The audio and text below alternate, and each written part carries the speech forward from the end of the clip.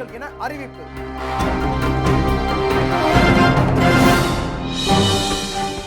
நிதி ஆயோக்கின் மாநிலங்களுக்கான நிதி தளத்தை மத்திய அமைச்சர் திரு அஸ்வினி வைஷ்ணவ் தொடங்கி வைக்கிறார்.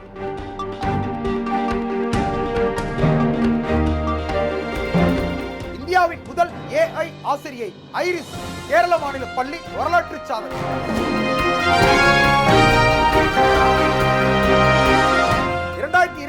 ஆண்டுக்கான கவிக்கோ விருது கவிஞர் நெல்லை ஜெயந்தாவுக்கு வழங்கப்பட்டது.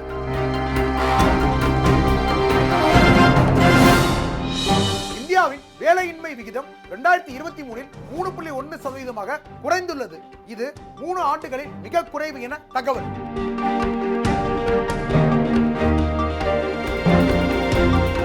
தென்கிழக்கு நிலக்கரி சுரங்க நிறுவனத்தின் கெப்ரா சுரங்கம் ஆசியாவின் மிகப்பெரிய நிலக்கரி சுரங்கமாக மாற உள்ளது.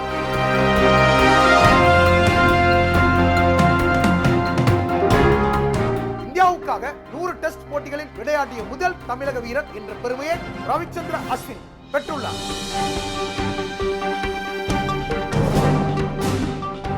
மார்ச் 8 சர்வதேச மகளிர் தினமாக கொண்டாடப்படுகிறது.